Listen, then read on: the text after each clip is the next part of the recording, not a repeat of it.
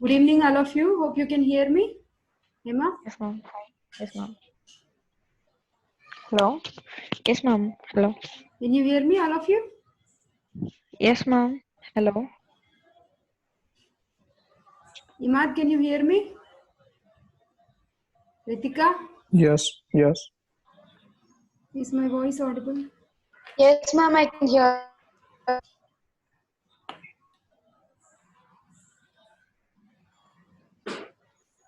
Okay.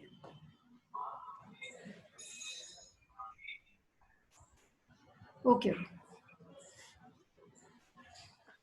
Okay, but I'm able to hear you all now. Okay, fine. So we have completed everything in upper limb. Now we are going with the last thing, that is joints.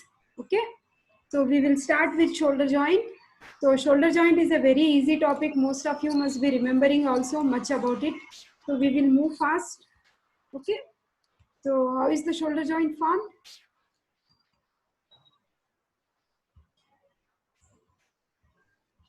Emma? Ma'am, the humerus, Which part of the humerus? the head, I mean the surgical. Head. Okay. So we will see, these are the headings under which usually the question will be framed. Okay. So we will be asked like to write some introduction always to start the answer with what type of joint it is. Ball and socket type of joint, isn't it? What are the bones forming? Head of the humerus and glenoid cavity of the scapula bone. Scapula. Okay. What are the ligaments? Do you remember?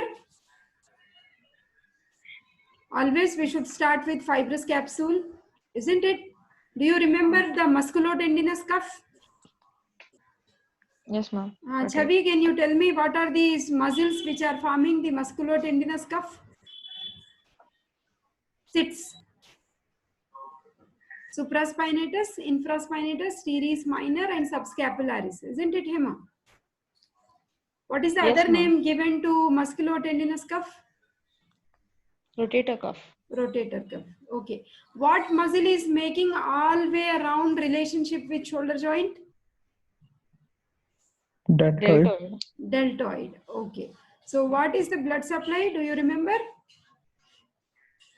Third part of axillary artery branches. Can you name?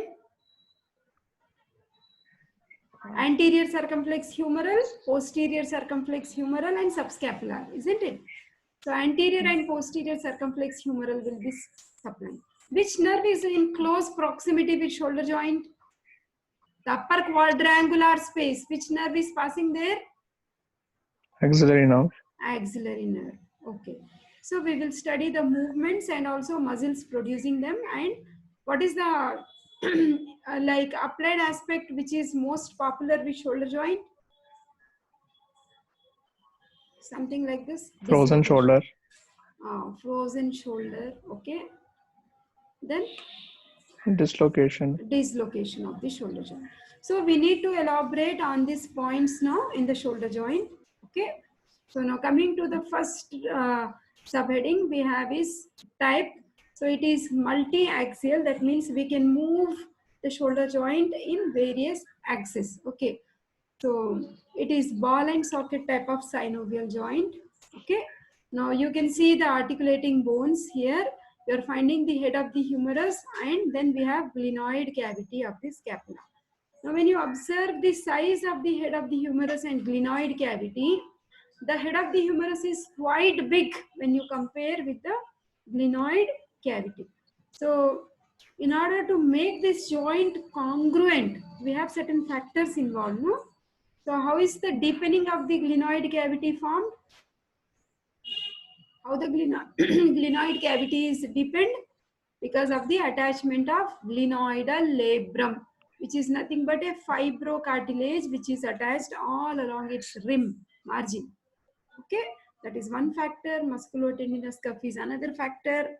Okay, all these are strengthening things which will hold the head of the humerus in position in the glenoid cavity, so that though like dislocation of shoulder joint is the common clinical aspect we find with shoulder joint, but despite of that, we don't usually find dislocation so commonly, right? Because we have many factors which will maintain the head of the humerus inside the glenoid cavity. As we proceed, I will elaborate more.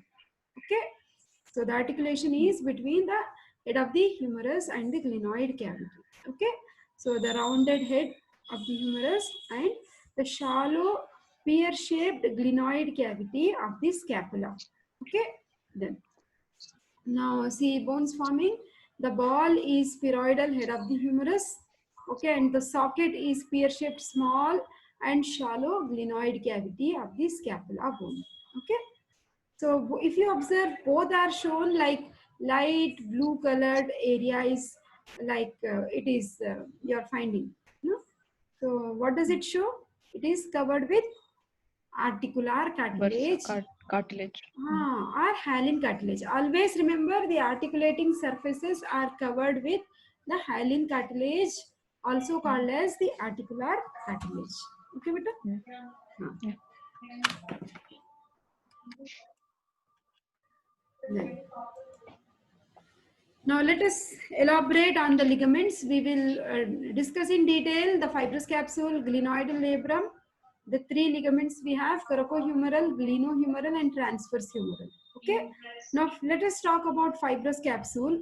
I'll take you back to this picture. Always, whenever you talk about fibrous capsule, you should remember the fibrous capsule is attached along the margins of articulating bones. So we know the margins, articulating bones are the glenoid cavity, right? So the margins of the glenoid cavity is giving attachment to the fibrous capsule. Correspondingly, the capsule is extending up to the anatomical neck of the humerus. Okay, that is fibrous capsule. Over the capsule, we will have thickenings, which are nothing but ligaments. Okay, now because we have started with joints, if you understand thoroughly the concept of shoulder joint, that is applicable to many other joints. Okay, so the outermost covering of any joint is fibrous capsule. The inside lining of fibrous capsule is very slippery. We have dissected this and we have seen in our respective colleges, isn't it? When you cut this fibrous capsule and when you try to insert your finger inside, it feels so slippery because we have the synovial membrane inside, which will What be do we have now? synovial membrane, beta. Inside lining is synovial membrane, which will be continuously secreting the synovial fluid, okay, which will be lubricating the joint. Okay, but so now when you observe this fibrous capsule, see, medially it is attached to the peripheral margin of the glenoid cavity. Okay. Laterally, already I told you, it is attached to the anatomical neck of the humerus. Except for the upper part. Do you remember we have greater tubercle, lesser tubercle, in between we have intertubercular sulcus. Okay, in the intertubercular sulcus you will see the tendon of biceps, long head of biceps brachii tendon is passing. So at that particular point we do not have the attachment of fibrous capsule because it should give an outlet. Okay. So that's the reason laterally it is not attached to the place where we have passage of tendon for biceps. Okay. So infero-medially, you can see this is the extension. Infero-medially, it is extending 1 centimeter below the surgical neck of the humerus. Okay. That is. Now, I told you the capsule is strengthened with the help of rotator cuff, isn't it? So what is sits? I gave you the code: sit muscle and S, sits. Okay, what are those? Above the spine of the scapula we have supraspinatus. Below the spine we have infraspinatus. Below which we have the teres minor. Okay, in the costal surface of the scapula we have subscapularis. Okay, on the greater tubercle we have the insertion of sit, supraspinatus, infraspinatus, teres minor. On the lesser tubercle we have the insertion of S, that is the subscapularis muscle. Okay, then just now I told you the interior, the capsule is outside. Suppose this is the capsule all around. Okay, the inside of the capsule is lined by synovial membrane. Okay, and we know the function of synovial membrane is to produce the synovial fluid. That means inside the fibrous capsule completely there is filling of synovial fluid, which will be helping in the lubrication of joint. Okay, beta? Huh. So this is the synovial membrane. It is lining the fibrous capsule. And obviously wherever there is friction, we know I told you like the attachments of fibrous capsule, when you just reflect it on the humerus, I said it is deficient where we have the passage of the tendon of long head of biceps. So in such areas wherever it is deficient, it is protruding outside. Okay, it is projecting outside and it is giving rise to bursae. Wherever I told you, wherever there is friction, there we have bursa. Long flexor tendons of flexor digitorum superficialis profundus, there also we have seen the synovial sheaths, isn't it?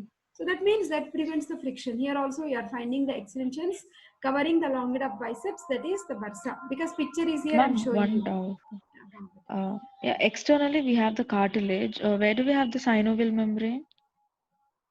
Externally, no, beta. Okay. Okay, I'll take you back.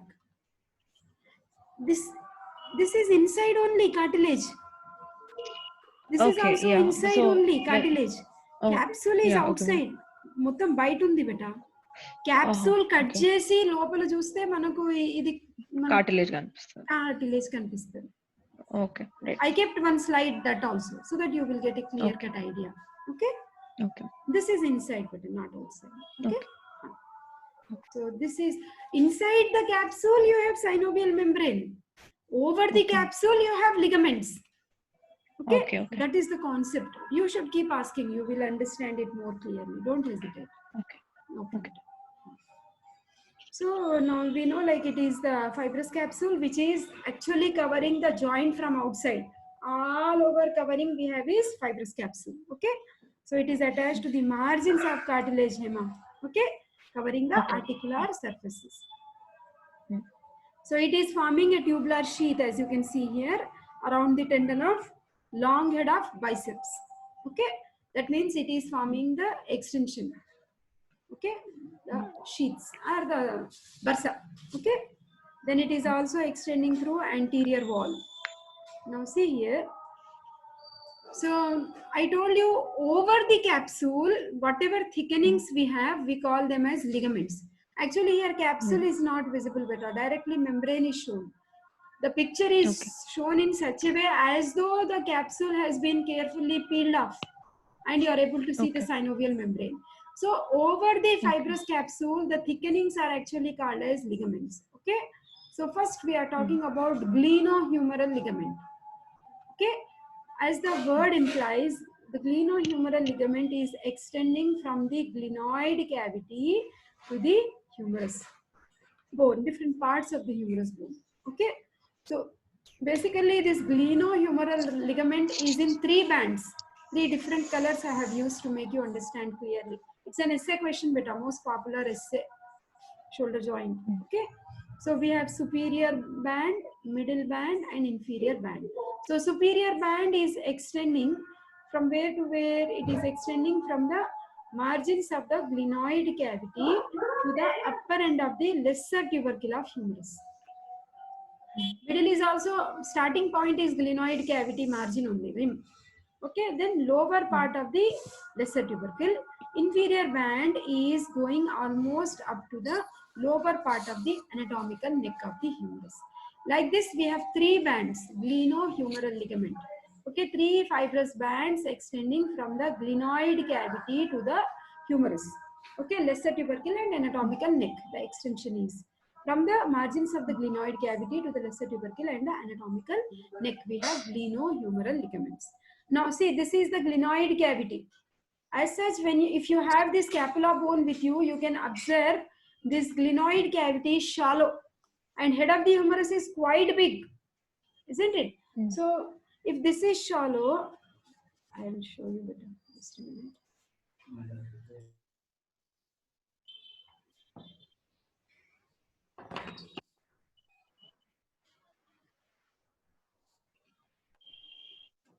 Can you see the scapula bone better? We can't see you, ma'am. Then I'm not finding that window. Okay. Now, can you see me now? Yes, ma'am. Huh. So this is the scapula. So this is the glenoid cavity, beta. So how shallow it is, you can see, isn't it? Now see how much big is the head of the humerus, isn't it? Such a big sphere it is. So when you see the glenoid cavity and the head of the humerus, the glenoid cavity is quite like shallow. So it has to get deepened, right? So for which it has a fibrocartilage attached all around its rim. Okay, the name of this fibrocartilage is nothing but glenoidal labrum. Okay, so it is attached to the peripheral margins of the glenoid cavity to deepen the fossa. Okay, then now I told you I kept a like picture, right? See here. Now see here, beta. This is the head of the humerus. This is the glenoid cavity. Are you finding there is some cartilage all around? Fibrocartilage all around? What is the name of this fibrocartilage? Glenoid labrum. Glenoidal labrum. Now see, this is the capsule, beta. Inside of capsule. Is it not looking little slippery? Yes, yes. Okay, that means it is lined by synovial membrane. And see, this is also slippery. That means this whole thing is capsule only. And whatever structures you are finding in the surroundings, these are the muscles which form various relations with the shoulder joint. Okay, musculotendinous cuff muscles which have been cut. I told you the capsule is deficient, no? For the passage of this tendon. What is the name of this? Long enough biceps tendon. Okay, that is. So this is nothing but glenoidal labrum. Okay. Then, so as next second ligament, what we have is coracohumeral. That means from the coracoid process to the humerus, you will see this ligament. That's why it is called as coracohumeral ligament. Okay. So it is extending from the lateral border of the coracoid process to anatomical neck of the humerus. Okay, like this, blue in color. This is coracohumeral ligament. Then see, this is intertubercular sulcus, beta, bicipital groove. Okay, this one. See, this is greater tubercle of humerus. This is lesser tubercle of humerus. In between, we are finding bicipital groove. So, bridging this bicipital groove, you will have a ligament, which is shown in blue color here. Okay, this ligament is called as transverse humeral ligament. Okay, that means it is like just covering the long head of biceps tendon. Okay, like holding it in place. Okay, so that is transverse humeral ligament is connecting the two lips of intertubercular sulcus. Intertubercular sulcus is also called as bicipital groove. So ligaments around the shoulder joint. See, what are the various? First thing we have seen the glenoid cavity, glenoidal labrum, tendon of biceps is passing. Okay, these are supporting beta, not directly. We have seen glenohumeral ligaments. We have seen coracohumeral ligament. We have seen transverse humeral ligament. Rest, what ligaments we are seeing here, they are supporting the shoulder joint superiorly so that it is not dislocating from above also. Okay, it is held in position. Okay, ma'am. Yeah. So the order is first ligaments, then the capsule, then the synovial membrane, then the cartilage, right? 100% correct. Okay. You got it right. Nice, very good. Okay. So ligaments around shoulder joint. The other supporting things are coracoacromial. As the name suggests, coracoacromial means from the coracoid process to the acromial process. If the ligament is moving, you call this is coracoid process. This is acromial process. So between these two, you call it as coracoacromial ligament. Then coracoclavicular. That means from the coracoid process to the clavicle. Okay, acromioclavicular. All these are extra supports, not directly connected. Okay. Now I told you the shoulder joint is weak joint. Despite of that, we are not suffering with frequent dislocations because of these factors, which is giving stability. So what are those? First thing, the glenoidal labrum, which deepens the glenoid cavity, coracohumeral ligament, which is supporting from above, superiorly, upper se. Okay, prevents the downward displacement of humerus. Then musculotendinous or rotator cuff. Actually, these sits muscles, before they get inserted over Greater tubercle and lesser tubercle, they flatten over the capsule of shoulder joint. Then they take insertion on the greater and lesser tubercles respectively. Okay, so that is also holding the capsule in position. Though head is so big, glenoid cavity is shallow, but still it is well supported. Okay, it keeps the ball of the, that is nothing but the head of the humerus, in contact with the glenoid cavity. Then coracoacromial arch and long head of biceps prevent upward displacement of humeral head. Then long head of triceps and teres major, they are actually seen from behind, no? Isn't it? So they support lower weak part of capsule during abduction. Okay, so these are stability factors which hold the shoulder joint in place. Now coming to the relations, when you see above, so that 6 muscles are there, no matter. So we have supraspinatus, then we also have this arch, coracoacromial arch, where we have the coracoacromial ligament. Okay, below we have the quadrangular space. Do you remember the boundaries of quadrangular space? Yes, ma'am. Huh. Lateral humerus. Which area of humerus? How do I say, like? Surgical neck of humerus. Okay, fine. Right. Okay. Medially? Long head of triceps. Superiorly? Below we have teres major. Superiorly we have what, subscapularis and teres minor. Teres minor enough. Teres Subscapularis minor. view cannot be seen from behind, right? Okay. Okay. It is like this. Mm-hmm. No? Teres minor above, major below. Then medially we have long head of triceps. Laterally we have surgical neck of humerus. Okay. So what are the structures passing through quadrangular space that forms inferior relation? Posterior circumflex humeral, I think, and one more axillary nerve. Very good. Axillary nerve and posterior circumflex humeral vessels. Nice, very good. Now front, we will have subscapularis, coracobrachialis, short head of biceps. Okay. Then behind infraspinatus, teres minor. Okay. Within the capsule, long head of biceps. Deltoid is forming all round relation. Okay. So this is the picture which is taken from Chaurasia. Vishram Singh also has given similar picture. You can see this is deltoid muscle button. Okay. Front you have anterior fibers, behind we have posterior fibers. Isn't it? So these are 6 muscles you are finding. Supraspinatus, infraspinatus, teres minor. Okay. They are forming posteriorly. Anteriorly you are finding this. What is this muscle? Subscapularis. It's labeled here. Okay. Inferiorly, long head of triceps. Okay. Deltoid all around relation. Glenoid cavity, fibrocartilage covering. Glenoidal labrum is the rim. Within the capsule, we have the tendon of biceps brachial. Okay. Just now you have told me like we have this axillary nerve. This is actually the area of the upper quadrangular space better.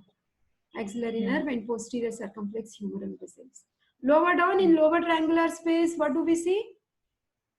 Radial nerve and profunda brachial. Very good. Okay, better. So try to practice this picture. This should be there in your answer sheet, without which they will not give you marks. Okay. Okay. Now, after completing the ligaments, we will see what are the various bursae we have. Okay, just below the subscapular muscle, we have subscapular bursa. Below the infraspinatus, we have infraspinatus. Below the acromial arch, we have the subacromial bursa. Okay, we have the synovial sheath covering around the long head of biceps brachial. Okay, all this. Subacromial is also called as subdeltoid bursa. And this is the largest bursa what we have in our body. Okay, because deltoid is responsible. I gave you the movements of also deltoid. Also deltoid we have discussed as a separate class, isn't it? Movements, everything we have discussed. It brings about abduction, flexion. It brings about medial rotation. Then extension. Coming to the blood supply. What is the blood? I told you third part of axillary artery. Which blood vessel? See, surrounding the surgical neck of the humerus, from anterior aspect you have anterior circumflex humeral artery. From behind we have posterior circumflex humeral artery. We also have this as suprascapular artery. Okay, so these are the blood vessels. So nearby nerves, what are the various nerves we have coming from the brachial plexus? We have axillary nerve. We also have suprascapular and lateral pectoral nerve. Isn't it? Now coming to the various movements, suppose if the person is standing like this movement is flexion. If you take it behind, it is extension. Flexion and extension. Okay. So same thing is described in words. Okay. Adduction is when you bring attention position. When you bring your hand very close to your body. Abduction is when you take it away. Isn't it? 90 degrees abduction is brought about by which muscle? Deltoid. Yeah, deltoid. Which is the climbing muscle?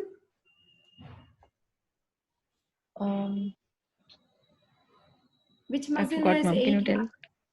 eight heads? Okay, so serratus Serratus anterior. anterior. Okay. Okay. Okay, so medial rotation is something, medial is this beta, lateral is when you go take it behind. Okay, circumduction is when you completely rotate it. Okay, so 360 degrees. Multi-axial joint, no, this is, it has large, that actually the head of the humerus and glenoid cavities like size and shape and everything only is designed in such a way like it gives maximum flexibility to this joint. Okay. That is circumduction. This has been taken from one of your textbooks only, but I want you to practice. I think this is Vishram Singh or Chaurasia. Okay.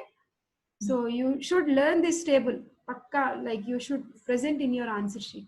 Flexion, what are the muscles? Clavicular head of pectoralis major and anterior fibers of deltoid. Okay, main muscles are enough. If you can remember accessory muscles, it's well and good, but not mandatory. So accessory muscles, we have coracobrachialis, short head of biceps. Extension, posterior fibers of deltoid, latissimus dorsi.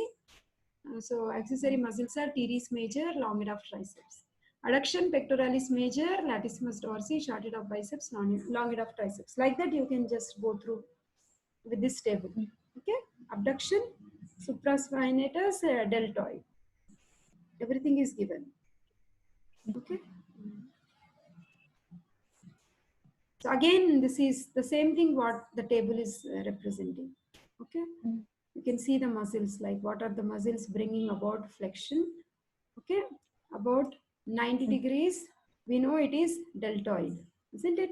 Anterior fibers of deltoid, pectoralis major and biceps brachial. Okay. Supported also by this muscle, coracobrachialis. Correct. Okay. Extension, we have posterior fibers of deltoid. These are the posterior fibers. Okay. Then this muscle also, latissimus dorsi. Okay. What is this muscle? Teres major. Major. Okay.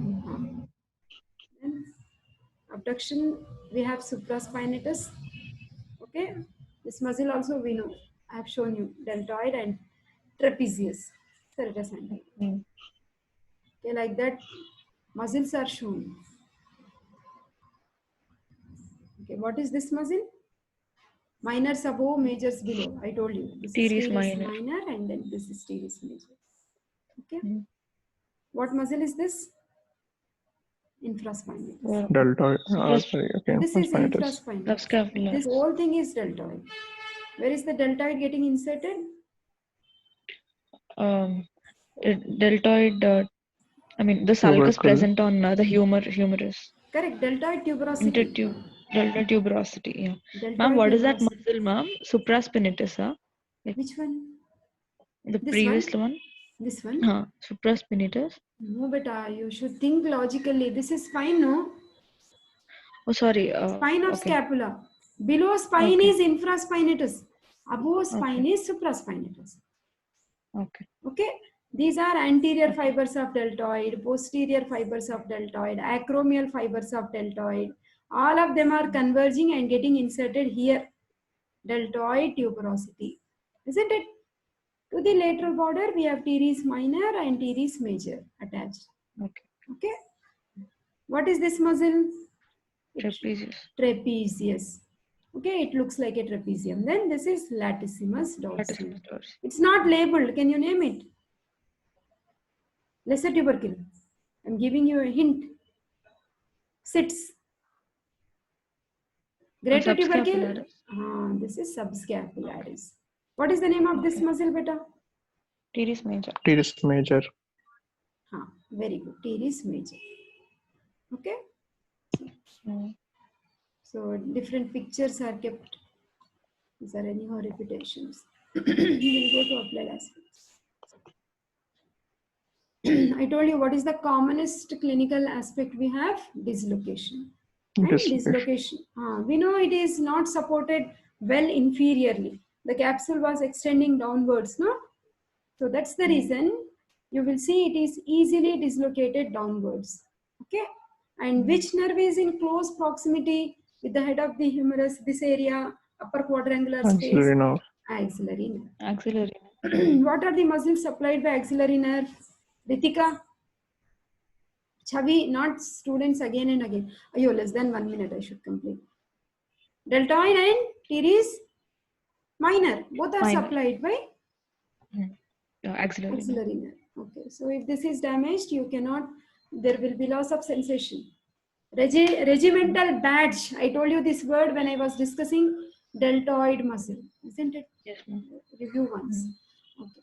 So sometimes there may be tear inside the glenoid cavity. Okay. So like that actually leads to a lesion which is called as Bankert lesion. Okay. So tear in the antero-inferior part of the glenoidal labrum. Okay. So painful arch syndrome is due to the thickening of the tendon of